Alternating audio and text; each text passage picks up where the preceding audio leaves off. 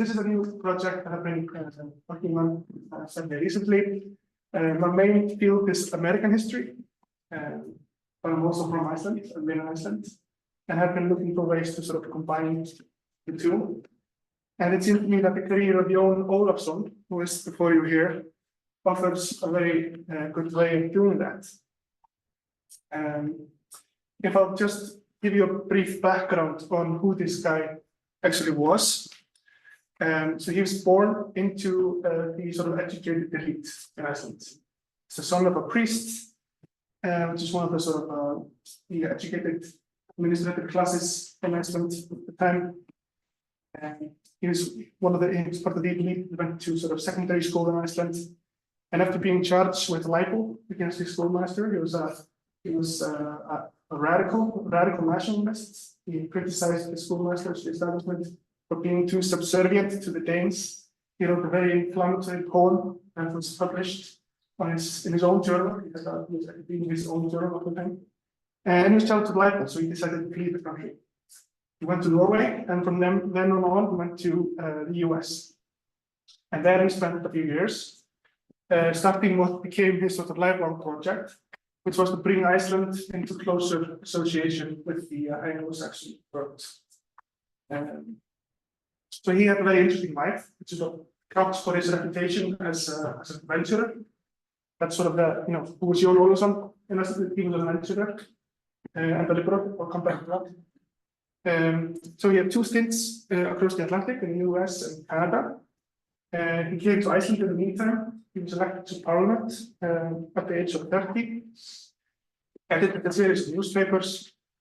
He translated John Stuart Mill's On Liberty and wrote a lot about sort of, especially British or English political ideas in an Icelandic context. He tried to reframe Iceland's, so Iceland was going through a very sort of protracted constitutional dispute with Denmark at the time. He offered sort of the British settler empire as the model for reframing Iceland's connection to Denmark, especially the relationship between Canada and Britain. And then he went back to the US to try to establish or help to establish, Iceland's second settler colony. He had participated previously in a scheme to make Alaska an Icelandic settler colony. Then he went to Canada to participate in the creation of New Iceland in Manitoba, Canada. Then he returned again to Iceland in 1896 and took over the editing of sort of Iceland's main journal, focusing on foreign affairs. And the essays he produced for this journal is really sort of the main subject of this essay. In the papers that I pre-circulated, I argue that sort of the main thing he was doing in his essays, he wrote like 7 or 8 essays, long essays, is importing to Iceland and in the process internationalizing what scholars have called the discourse on the Anglo world, or the Anglo-sphere. That's a term that historians have used to explain the body of international thought and practices that offer the vision of an integrated geopolitical and economic unity of the Anglo-Saxons, i.e. the US, Britain, and its settler colonies, Australia, Canada, South Africa, etc. This unity was grounded in what was perceived as a shared racial and a linguistic identity, coupled with a clear sense of superiority and the civilizational and the political destiny to lead the world. And at their most fully articulated, the proponent of these ideas called for the formal unification of Britain, the British Empire, and the US.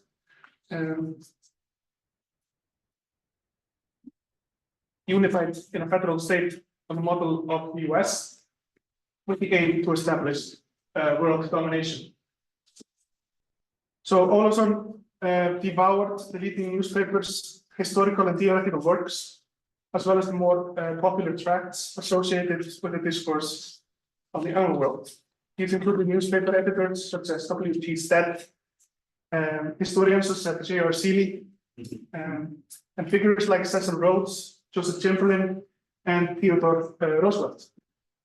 He also cited the leading magazines promulgating this discourse, such as the North American Reviews, and Fourth Medley Reviews. So he took over editing journals, he it's called, which is sort of a hybrid work for baptism and also explaining. The same time as sort of what historians usually focus on as the main events in sort of the shaping of this discourse in 1896. And that's sort of the Venezuelan border crisis, which brought the US and Britain in conflict over Guyana in Venezuela, the Spanish-American War, and the British wars against the Boers in South Africa. And here I argue that Ólafsson translated the discourse on the Anglo world into an Icelandic setting. He imagined or projected a vision of an expansive Anglo-Saxon community that encompassed the US and Britain and the separate colonies. He wanted formal unification between the two, within a federative empire that was part of the US federal system. He argued that the sort of the center of gravity of the Anglo-Saxon world that's moved across the Atlantic. And he also ascribed to these to the Anglo-Saxons this sort of world civilizational purpose to bring civilization deep to the world. Ólafsson framed his writings on these issues in terms of what he called the scientific approach to the contemporary history of the world. And that scientific approach was social Darwinism. He argued that Darwin's theory of evolution was the greatest intellectual achievement of the 19th century, and its application to human affairs was essential to sort of understanding how history was unfolding. And Herbert Spencer was his main sort of source there. And from this literature, he sort of envisioned the picture of international order as undergoing profound transformations to empires. Through relentless geopolitical competition, nationality was giving way to race as the main organizing principles of the international order. The nation state basically succumbing to large empires, namely of the Anglo-Saxons on the one hand, and the Slavs focused on the Russian Empire on the other. The reason, this is sort of a many ways of a techno-utopian vision, was the technological transformations that were sort of compounding international evolutionary conflict. So in the context of Icelandic historiography, I think this is quite interesting, because the emphasis there is almost completely on nationalism and the nation state. Those were the ideas. I think this is sort of on its route towards the nation state that finally comes in 1918. But sort of concepts such as themes and concepts such as race, empire, federation, settler colonialism in particular, but basically completely absent. But you know, for the purposes of this workshop and for your interest more broadly, I think there is also a case to be made that this is interesting from what we could call a small state perspective. And in the paper, I assumes Ólafsson's writings to a sort of a lens for exploring the diffusion and internationalization of this sort of ideas discourse of the Anglo world, which have been sort of outlined by scholars before. So to my knowledge, the writing of the Anglosphere has mostly been confined to the Anglosphere proper, and you're not seeing accounts, I think, of how people outside of it engaged with these very prominent ideas. So my question is really, how did a small state, where writers and thinkers living within a small state, small countries, belonging to tiny nations like Iceland, deal with the geopolitical developments of the period, which seem to be going against their sort of geopolitical units? And I think Ólafsson is a fascinating case study of that, because the ideas associated with the Anglo world were, of course, just one way of thinking about what has been called the global industrial phase. That witnessed the implications sort of on new technologies and increased connectivity for geopolitics. As the scale and tempo of human affairs changed, a major and tumultuous reordering of large-scale political relationships seemed evident. These could, for example, be gauged in the globalization of former empires or territorialized imperialism, enclosing the vast interiors of continents in North America, Africa, and Asia increasingly within state boundaries. And these are the developments that Ólafsson was engaging quite directly. Growing up in the wake of the revolutions of 1848, he's born in 1850, he reflected that he had been growing up as a profound believer in the principle of nationality. Nations were the key units. They should govern themselves regardless of size. This provided a favorable framework for preserving the sovereignty of small nations.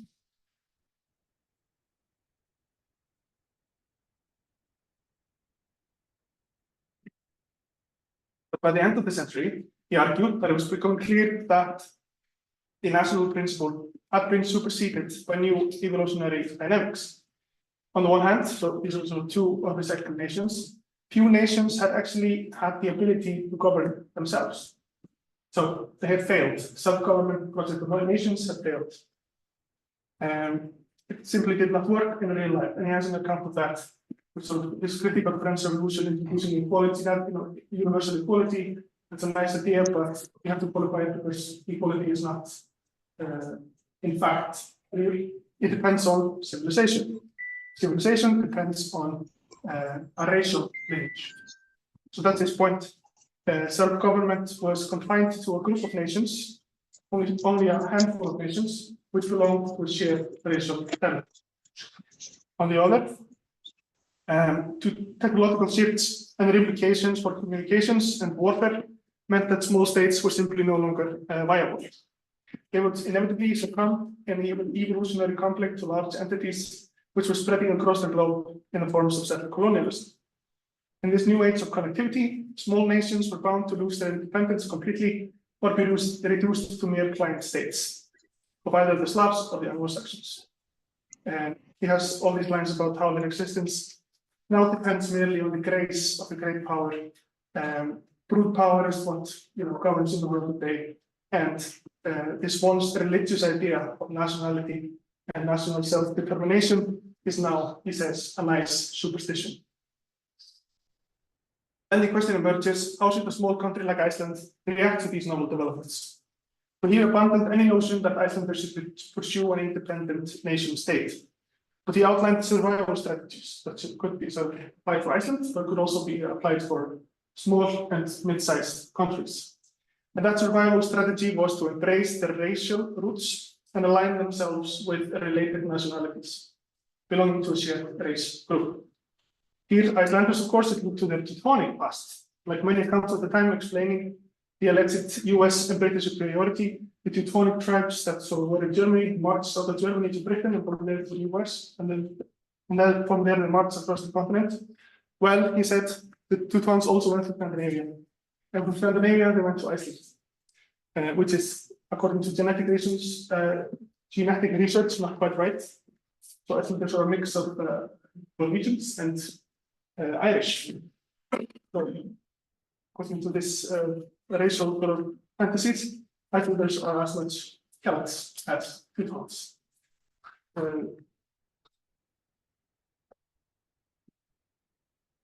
Yeah, so Icelanders and other Nordic countries should therefore claim a place within the Anglo world, which should properly be called a sort of Teutonisphere. It's the sphere of Teutons, so the world of Teutons. The goal then should be to merge self-governing entities into federative empires of their own racial heritage, and the nations that were sort of quick or smart to realize this would have a future. He cited Cecil Rhodes and W.T. Stead that Anglo-Saxons should unite and rule the world and join with Germany and other Teutonic peoples because they belonged to the same race. And within, as a self-governing sort of colony or entity within a federative empire of liberty, so to speak, Icelanders could even expand and preserve their own nationality. That's what he had done in Alaska, and he tried to do in Manitoba.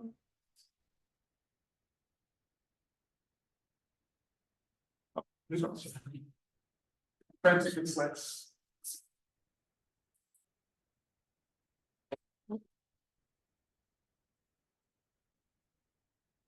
So here we see examples of New Iceland around Lake Newport.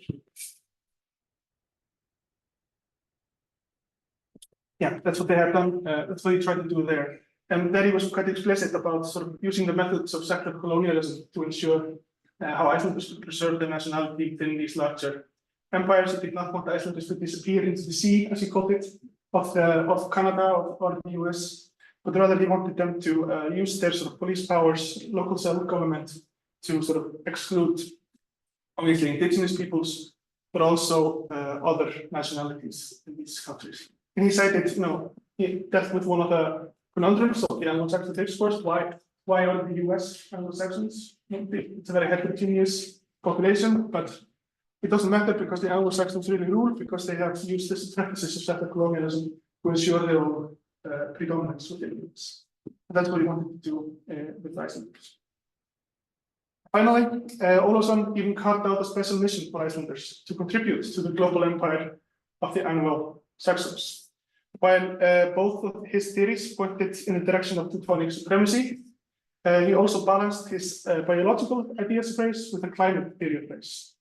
According to which self-governmented civilization was only confined to particular climates.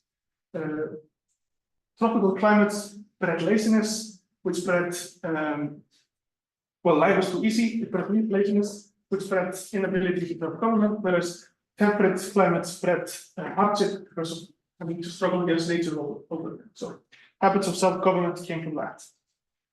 The problem with the Anglo-Saxon Empire, as they sort of expanded across the globe, it was very important that they would, take over Africa, continue expanding in Asia for the cause of world civilization. He could be very critical of their actual practices, for example, in the Boer Wars, to the extent that some people had thought he was anti-imperialist. But then he sort of says that, it's bad, but the cause is so important that we have to accept it. And the cause being the march of the Anglo-Saxon civilization. But yeah, the problem as Anglo-Saxons spread across the globe was that their superior racial characteristics would sort of deteriorate, or they would deteriorate as they confronted the tropical climates of Africa and Asia. And so how to maintain racial purity in the face of these sort of climatic challenges. And the way to do that was always to replenish the settler colonial effort with pristine Nordic elements. And of course, Icelanders have a special role to sort of recharge the pool, racial pool of the Anglo-Saxons with these really sort of pristine, happy elements from the north. And that's what I think I'll add. Thank you.